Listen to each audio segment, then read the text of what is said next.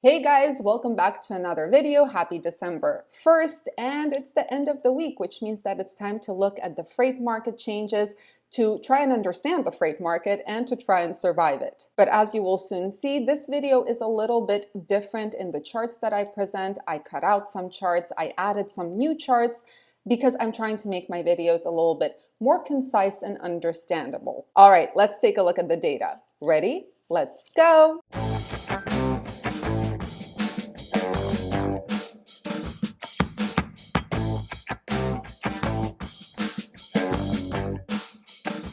First, a huge piece of news today. As of November 24th, we lost a whopping 2,087 carriers net, which is the highest amount since the start of the year. And actually, it is the highest amount in recorded history. If you take a look right here, this is since 2010 until now. Look at this drop in carriers, 2,087 carriers lost. Now, if we take a look at the freight volume side, we can see this is the 5 years from 2018 to now. We are the solid blue line right here.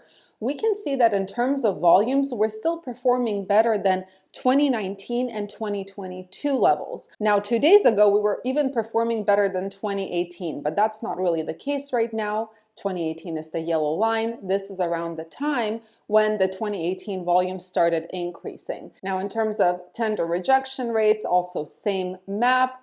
We can see this is us right here, the blue line at the bottom. And of course, rejection rates are dismal. We can see we're at 3.61% on average. In 2022, it was 4.17%. And I'm going to attach these down below so you can look at them and you'll see what the rejections were for every year during this month. Now, in terms of diesel, still a source of good news. Diesel is still on its way down, and currently the national average is $4.25 per gallon. I'm not sure if you can see that, but yeah, it's $4.25 per gallon. And this time, let's look at this map, which shows us the highest and lowest prices in diesel, depending on market area. The darker blue it is, the higher the price. And we can see that the West Coast is definitely not a place to refuel. So if you're going to the West Coast, make sure to bring a canister of fuel from somewhere in Texas so that you never have to refuel here. All right, now let's talk about spot market conditions for flatbeds, reefers, and dry vans, starting with the spot volumes, which are these three graphs right here.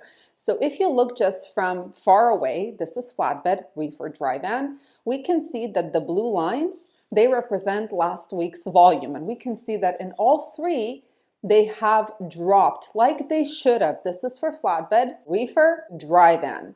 We can see that all three of them, they did drop, and this is normal because last week was the Thanksgiving holiday, so this happens every single year. But what about the spot market rates? Well, let's take a look starting with flatbeds. So for flatbeds, we actually saw a tiny little increase as of last week, and currently flatbed averages are at $2.28 per mile. They are following that 5-year pattern, and actually every single week for the past 3 weeks, we have been inching closer to that 5-year pattern, which is nice.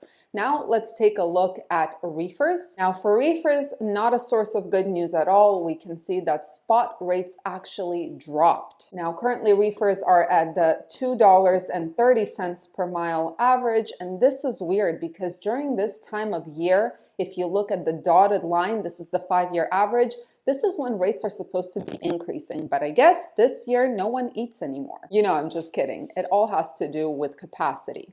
All right, let's take a look at dry van spot rates, and we can see dry vans actually had a nice jump as of last week. And they went from around $1.80 to around $2 per mile last week, which is nice. And they are following, finally, that 5-year average pattern. So now a new map that you guys have not seen before. This is market volatility in terms of volumes and rejections. So let's start with rejections. We can see, so green means a strong increase. You can actually see it here. Red means a strong decrease. Gray is no change. So we can see this includes all equipment types, all market areas.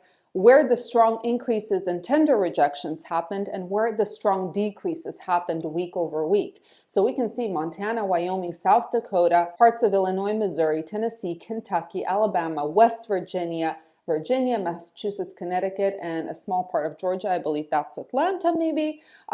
Those had rejection increases, strong rejection increases week over week.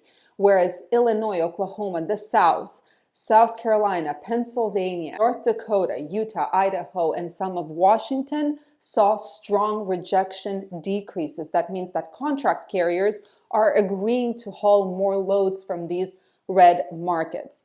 Now let's take a look at how the most volatile markets changed in terms of volume week over week.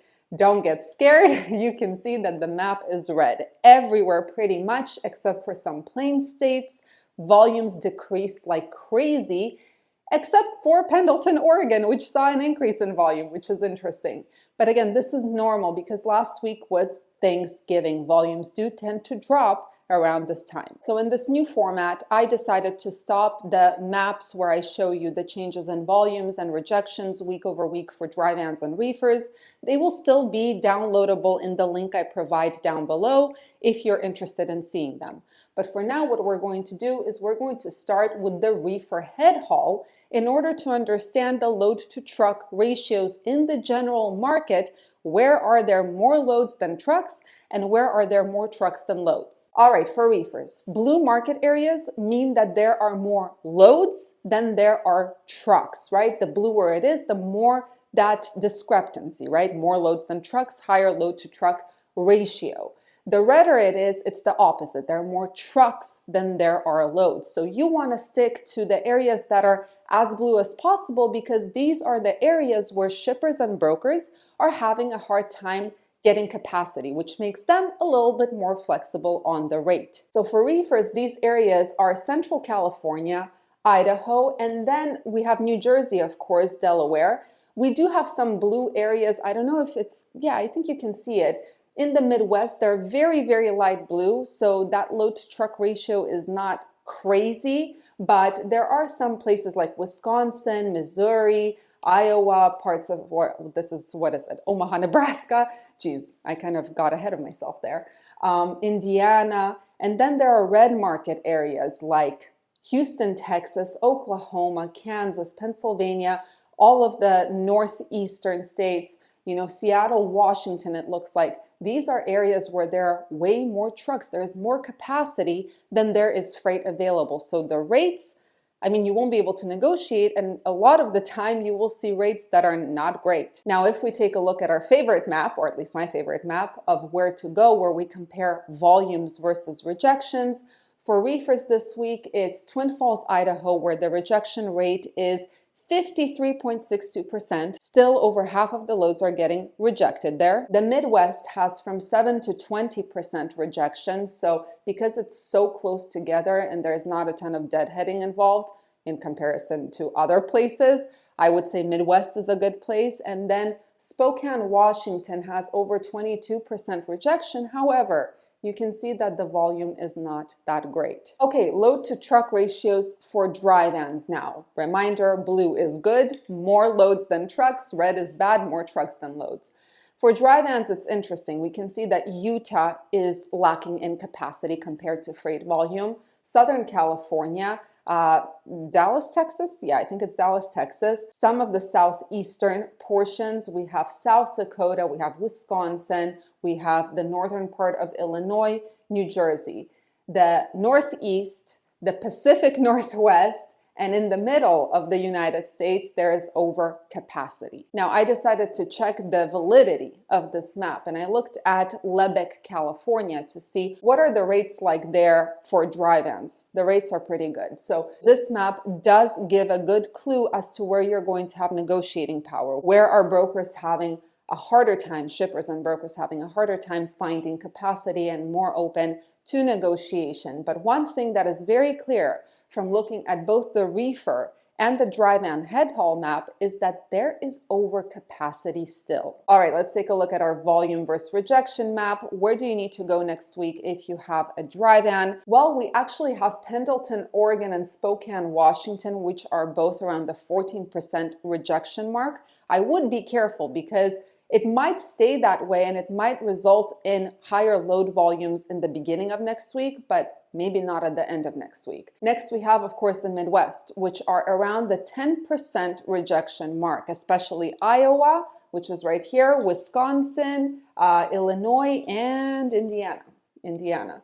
So I would say with a dry van, the safest bet is to stay in the Midwest still, because even though it's 10% rejection compared to the 14% rejection you're seeing in the Pacific Northwest, this might be a temporary phenomenon. And if you look around, there is nowhere to deadhead to because all the markets around are dead. Whereas in the Midwest, you have choices. So I have a favor to ask of you guys. If you can comment down below whether you like this new format or whether you want me to return to the previous one I was doing, I would really appreciate it, and thank you so much in advance. But yeah, in terms of the market, we can see that it's all sorts of crazy at the moment. Rates are going down when they should be historically going up. We see that the amount of MCs are leaving like crazy, but not really solving the overcapacity issue quite yet. It's just cuckoo bananas right now, isn't it? Anyway, guys, thank you so much for watching. I wish you all a wonderful rest of your week and weekend, and I will see you in the next video.